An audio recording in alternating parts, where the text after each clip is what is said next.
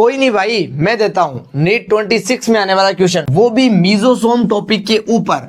NCERT लिखती है कि एक स्पेशलाइज्ड डिफरेंशिएटेड फॉर्म होता है सेल मेम्ब्रेन का, जिसे मीजोसोम बोलते हैं। इसका कैरेक्टर होता है बच्चे प्रोकैरियोटिक सेल में मिलने वाला, और ये एसेंशियल इन फोल्डिंग्स होती है, वो भी सेल मेम्ब्रेन की अंदर की तरफ फोल्डिंग होती है।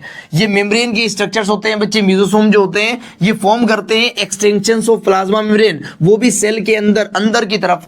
ये जो एक्सटेंशंस होते हैं बच्चे, ये वेसिकल्स की फॉर्म में, ट्यूबुल की फॉर्म में, या फिर लेमिली की फॉर्म में हो सकते हैं। ये हेल्प करते हैं सेल वॉल को फॉर्म करने में, डीएनए को रेप्लिकेट करने में, और डॉटर सेल में डीएनए को डिस्ट्रीब्यूट करने में भी ये हेल्प करते हैं। रेस्पिरेशन में भी, सिक्रीशन की प्रोसेस में भी, और सरफेस एरिया इंक्रीज करते हैं सेल का, जिससे कि प्लाज्मा मेम्ब्रेन में एंजाइम का कंटेंट बढ़ सके। तो ये लिखती है मीजोसोम के बारे में एनसीईआरटी। नीट 24 के अंदर क्वेश्चन आया है मीजोसोम पे, जहां पे लिखा है मीजोसोम क्या होता है बच्चे। तो ये स्पेशलाइज्ड स्ट्रक्चर होते हैं बच्चे, जो एक्सटेंशंस होते हैं प्लाज्मा मेम्ब्रेन के इनटू द सेल। ये एनसीईआरटी की लाइन थी, सी करेक्ट हो जाएगा। नीट 23 के अंदर मीजोसोम पे क्वेश्चन आया है statement based.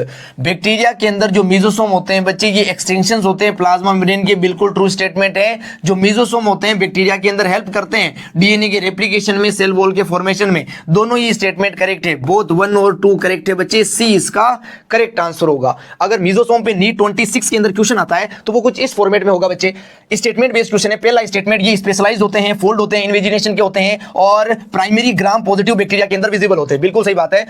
Early studies possess करती है functional to be analogous to mitochondria. बिल्कुल ये माइटोकॉन्ड्रिया के एनालोगस होता है, क्योंकि प्रोकैरियोटिक में ये रेस्पिरेशन का काम करता है, और यूकैरियोटिक में माइटोकॉन्ड्रिया रेस्पिरेशन का काम करता है। ये भी ट्रू है, और ये भी क्या है बच्चे, ट्रू स्टेटमेंट है। हमें करेक्ट स्टेटमेंट ही बताने हैं। 1 और 2 करेक्ट है, 1 और 2 इसमें है, इसमें है, 1 और 2 इसमें नहीं है, 1 और 2 इसमें नहीं है। यानी कि अब देखना है 3 और 4 में से कौन सा करेक्ट है। ध्यान से देखना, ये प्ले करता है definite role in DNA replication. Definite नहीं करता है, हेल्प करता है डीएनए के रेप्लिकेशन में, इसलिए थर्ड हो गया गलत। जिसमें थर्ड है वो नहीं होगा, बी इसका करेक्ट आंसर होगा। एक और क्वेश्चन आपके लिए डिजाइन किया है, 26 में आ सकता है बच्चे। मीजोसोम जो होता है वो वेसिकल होता है बच्चे, ट्यूबुल होता है, और लेमिली के जैसा होता है बच्चे, और ये इन्वेजिनेशन होता है प्लाज्मा मेम्ब्रेन का। बिल्कुल ये ट्रू स्टेटमेंट है, और इसमें हमें इनकरेक्ट बताना है। पहला ट्रू है तो वो आंसर नहीं होगा जिसमें 1 दे रखा है। बोलो बात समझ में आई बच्चे। अब पढ़ते हैं सेकंड को। ये भी बिल्कुल ट्रू है, लोकोमोशन के बेसिस पे स्पेक्टल और लेटरल 2 टाइप के होते हैं, तो सेकंड वाला भी आंसर नहीं होना चाहिए, सेकंड वाला भी आंसर नहीं होगा। अब चेक करते हैं बच्चे 3 को। 3 को चेक ही मत करो, 3 दोनों में दे रखा है, तो 3 इनकरेक्ट ही होगा। अब हमें चेक करना है 4 को बच्चे।